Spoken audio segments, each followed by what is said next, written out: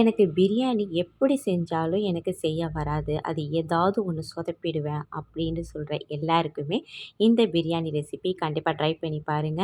நல்லா இல்லன்னு சொன்னவங்களே உங்களுக்கு சூப்பரா இருக்கு. இனிமே நீயே பிரியாணி பண்ணு அப்படின்னு சொல்ற அளவுக்கு டேஸ்ட்டா இருக்கும். கண்டிப்பா ட்ரை பண்ணுங்க.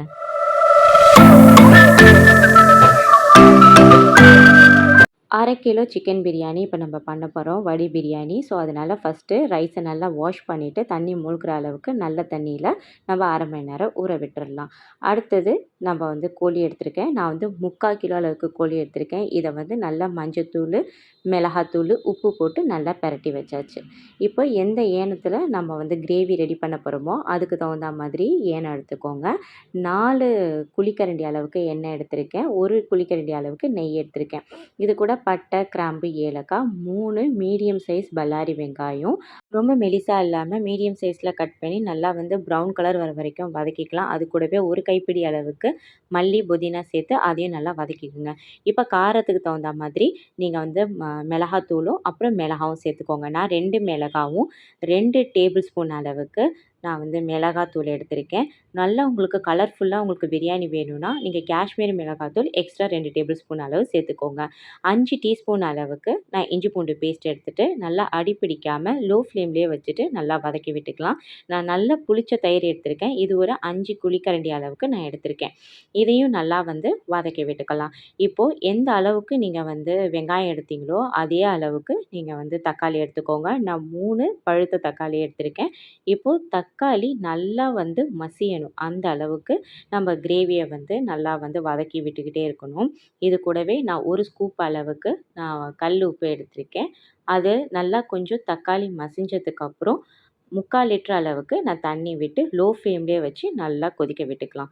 இந்த மாதிரி நல்லா தளபுலாண்டு தண்ணி கொதிக்கும்போது இப்போ நம்ம பெரட்டி வச்சுருக்க சிக்கனை இது கூட சேர்த்து ஒரு 2 கிண்டு கிண்டிட்டு அது கூடவே நம்ம அந்த மசாலா வச்சிருந்த ஏனத்துலேயும் ஒரு 1/2 டம்ளர் அளவுக்கு தண்ணியை விட்டு 1 டேபிள் ஸ்பூன் அளவுக்கு நான் எலுமிச்சை சாறு சேர்த்துட்டு நல்லா லோ ஃப்ளேம்லேயே நல்லா ஒரு 5 நிமிஷம் வேக விட்டுக்கலாம்.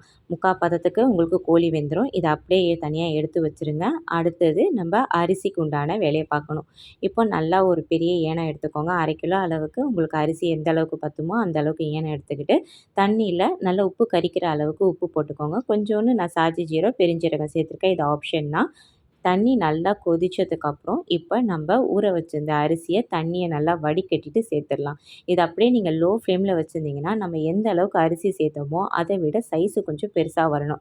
அவ்வளோதான் இதோட பதமே. ஒரு 2-3 நிமிஷத்துலேயே உங்களுக்கு அந்த பதம் வந்துடும். அதுக்கப்புறம் அது நல்லா வடித்து எடுத்துடலாம். வடிச்சிட்டு இப்போ நம்ம இந்த கிரேவியை திருப்பி நம்ம நல்லா சூடு காட்டிக்கணும். நல்லா தளபுலாண்டு கிரேவி கொதிக்கும் போது நம்ம வடித்து வச்சுருக்க சாதத்தை நம்ம சேர்த்துடலாம். சேர்த்துட்டு இந்த மாதிரி ஈவனாக வந்ததுக்கப்புறம் நம்ம வெடித்து வச்சுருக்கோம் இல்லையா தண்ணி, அதை கொஞ்சம் 1 டம்ளர் அளவுக்கு மேலே விட்டுக்கலாம். நீங்கள் அரிசியை அந்த கிரேவியில் போட்டுட்டு உங்களுக்கு மேலே தண்ணி வந்துட்டுனா நீங்கள் இதை போட தேவையில்லை. அப்படி தண்ணி வராத பட்சத்தில் நம்ம அந்த 1 டம்ளர் அளவு வடித்து வச்ச தண்ணியை சேர்த்துட்டு ஒரு 10 நிமிஷம் கீழே தோசைக்கல் வச்சு நம்ம லோ ஃப்ளேம்லேயே தம் போட்டு எடுத்தால் சூப்பரான உங்களுக்கு பிரியாணி ரெடி. இதுக்கு கரம் மசாலா தேவையில்லை. வேறு எந்த எக்ஸ்ட்ரா மசாலாவுமே தேவையில்லை.